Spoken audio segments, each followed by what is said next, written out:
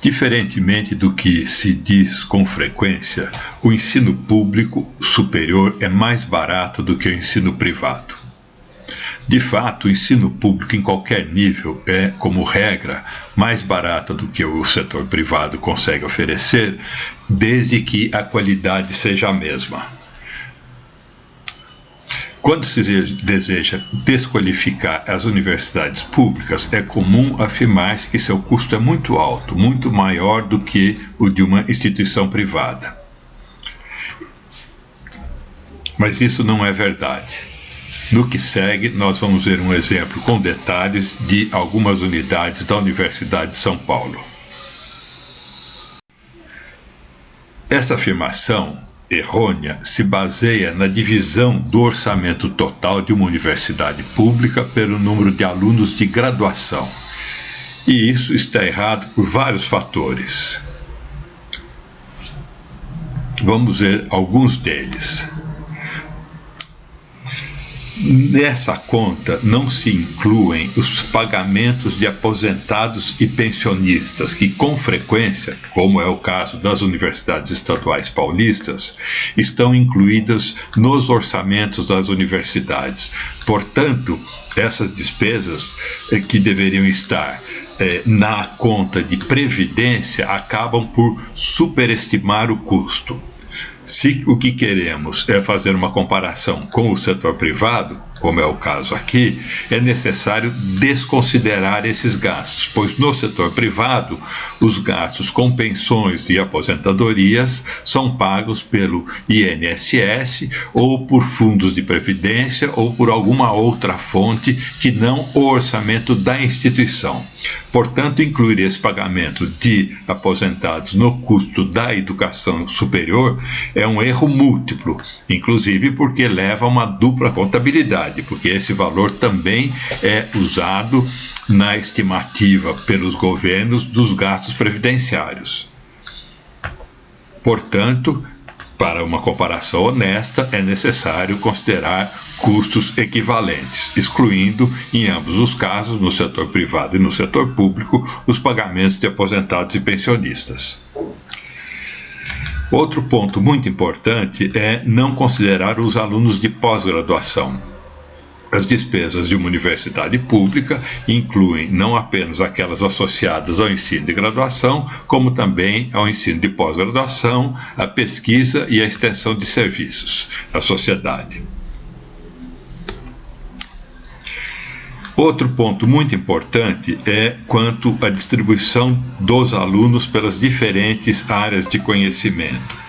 Até mesmo por razões mercadológicas, o setor privado não oferece certos cursos por serem caros demais, embora sejam absolutamente fundamentais para a sociedade. Um exemplo disso é, por exemplo, o curso de medicina. Ele é proporcionalmente maior nas instituições públicas, em especial nas instituições federais de ensino superior, do que nas instituições privadas. E porque, embora seja um curso de alta procura, ele é dispendioso e, portanto, o setor privado não consegue vender, vamos usar essa expressão, tantas matrículas como gostariam, e o setor público acaba arcando com isso.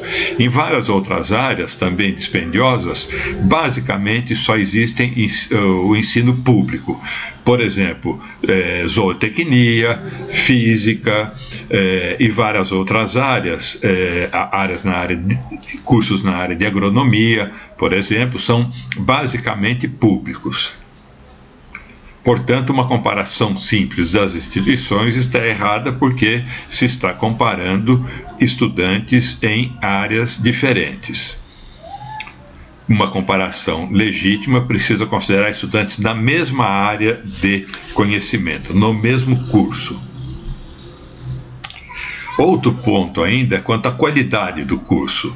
Um determinado curso existe oferecido pelas várias instituições com qualidade diferente. Essa qualidade muitas vezes é caracterizada pela carga horária dos cursos, pelo número de alunos em sala de aula e pela capacidade que a instituição tem de responder às demandas dos estudantes e várias outras razões. Portanto, numa comparação, precisamos considerar cursos de mesma qualidade e cargas horárias equivalentes, além de, evidentemente, serem da mesma área de conhecimento.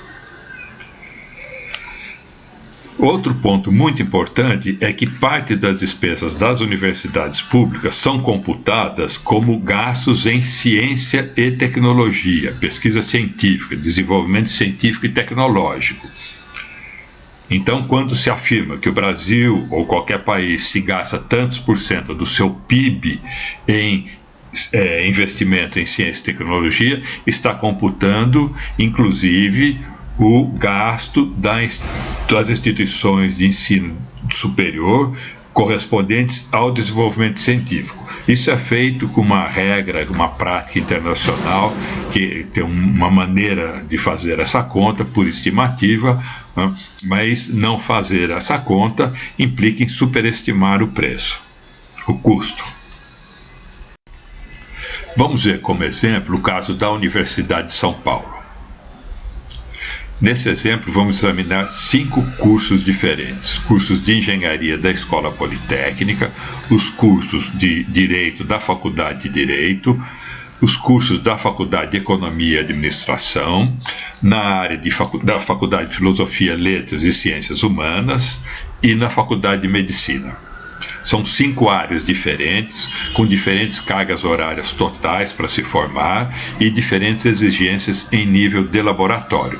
A Faculdade de Medicina, por exemplo, os laboratórios são sofisticados, envolvem seres vivos, e em outras áreas, como a Escola Politécnica, os laboratórios envolvem algum tipo de equipamento sofisticado.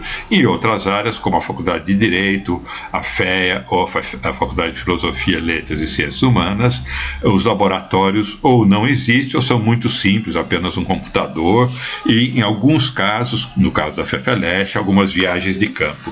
Mas só para ter um exemplo, então, que inclui diversas áreas de conhecimento.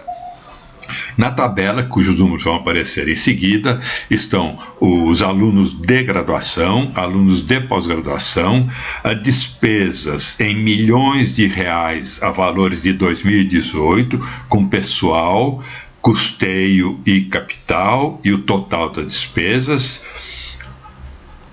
E além dessas 2 despesas características de cada uma dessas unidades, pessoal e manutenção, custeio e capital, há um adicional de 30% estimado como outras despesas que a universidade tem, mas que não são atribuídas a nenhuma unidade em particular. Por exemplo, a assistência estudantil, os famosos bandejões, despesas de manutenção em geral, prefeitura universitária, toda a parte administrativa da reitoria, museus, hospitais e uma série de outras despesas que as universidades têm, que servem, em grande parte, para atender a todas as pessoas, todos os estudantes, inclusive para prestar serviço à sociedade, mas que não estão no orçamento de nenhuma universidade, nenhuma unidade. Assim, vamos adicionar a esse total um valor de 30%, que é uma estimativa desses custos adicionais. Vamos ver um exemplo em particular, o exemplo, por exemplo, da Escola Politécnica. Ela tem da ordem de 4.900 alunos de graduação, cerca de 1.900 alunos de pós-graduação. Além desses, há um número relativamente grande, ou até bastante grande, em todas as unidades, de alunos especiais. Não vamos incluir nessa conta, ou seja, o resultado que nós vamos obter para o custo de um aluno em cada uma dessas unidades na USP está ainda superestimado por esse fator, porque parte dos custos das unidades corresponde ao atendimento desses alunos que não estão incluídos aqui. As despesas de pessoal, 115 milhões em 2018, que corresponde basicamente ao pagamento de professores e funcionários técnico-administrativos, incluindo, claro, as contribuições previdenciárias dessas pessoas, 13º, férias, etc., todas as despesas de pessoal. e as despesas de manutenção, que no caso da Escola Politécnica, em 2018, foi de 15 milhões de reais. O total é 130 milhões de reais, e com esse adicional de 30%, que corresponde a outras despesas da universidade não alocadas nas unidades, mas voltadas ao ensino, à pesquisa e à extensão, aparece aí esses 169, então, milhões como total. Para quem quiser examinar as contas com detalhe, aqui estão os dados para as outras 5 unidades. Eles foram obtidos de um site da Universidade de São Paulo que apresenta os dados da USP, na verdade são seus anuários estatísticos. Eles podem ser encontrados facilmente pela internet como USP em dados, e ali aparece um menu relativamente fácil ou fácil de decifrar. Os números todos foram arredondados para 2 ou 3 algarismos significativos, porque não importa a precisão. Como vocês vão ver, o resultado é tão marcantemente favorável que é desnecessário qualquer precisão maior nos números.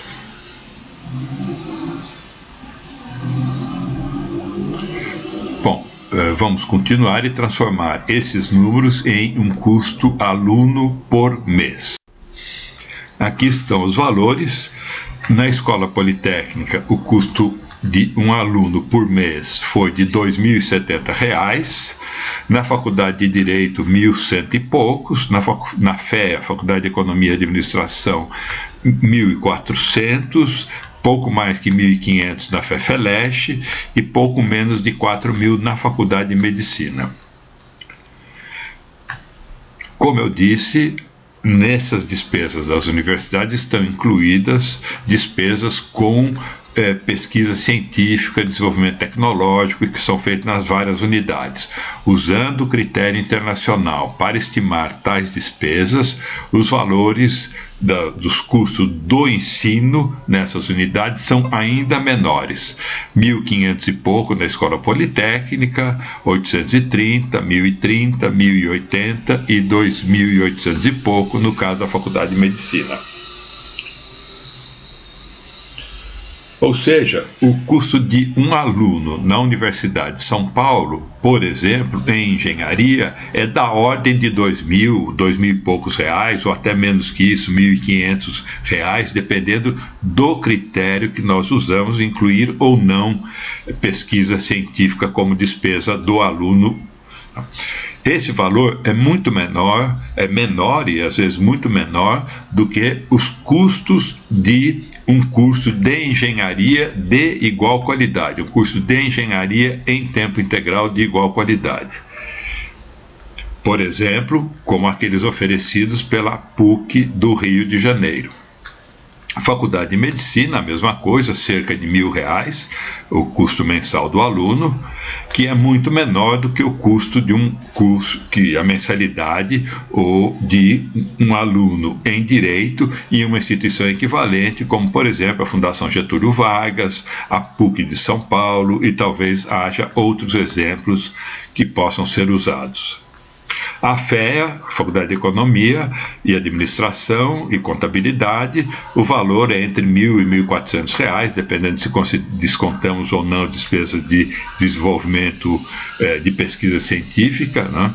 Esse valor também é muito inferior ao custo de um curso de igual qualidade em uma instituição privada. Na Faculdade de Filosofia, a mesma coisa, entre R$1.000 e R$1.500, o custo mensal, bem abaixo do que era em 2018, esses dados correspondem a 2018, a mensalidade em um curso na mesma área e com mesma qualidade, como, por exemplo, são os cursos da PUC de São Paulo, apenas como exemplo. E, finalmente, a Faculdade de Medicina, com um custo da ordem da metade ou menos da metade das mensalidades de uma faculdade de medicina privada que ofereça cursos de qualidade.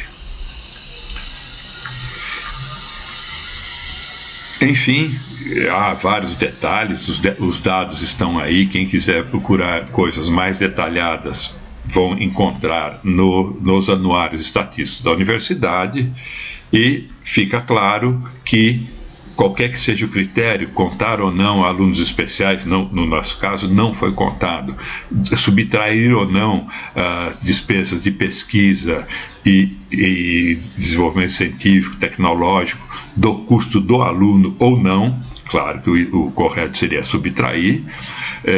De qualquer forma, com essa pequena variação de critério, os custos são bem menores ou equivalentes ao setor privado de igual qualidade. Esses resultados foram confirmados também em vários outros trabalhos publicados no Jornal da USP, na Folha de São Paulo e acho que em algumas outras fontes, com dados detalhados, inclusive ao longo do tempo, ao longo de mais do que 10 anos, onde até se pode comparar como isso variou ao longo do tempo. De qualquer forma, o resultado confirma que um custo de um aluno na Universidade de São Paulo é menor do que o de uma instituição privada no mesmo curso e com a mesma qualidade. O ensino público superior em uma mesma área e com mesma qualidade é mais barato do que o curso em uma instituição privada. Por essa e várias outras razões, a enorme maioria dos estudantes no mundo todo frequenta instituições públicas. Talvez tenha 1 ou 2 países no mundo em que a maior parte dos estudantes está em instituições privadas, mas eles são exceção e não são países que devamos copiar. A enorme maioria dos países que tem um sistema democrático, que funciona razoavelmente, que tem um desenvolvimento cultural, científico, enfim, uma sociedade mais equilibrada, a enorme maioria dos estudantes frequenta instituições privadas, e isso vale inclusive para os Estados Unidos. Nos Estados Unidos, 75% dos estudantes do ensino superior estão em instituições públicas, enquanto que no Brasil 75% dos nossos estudantes estão em instituições privadas.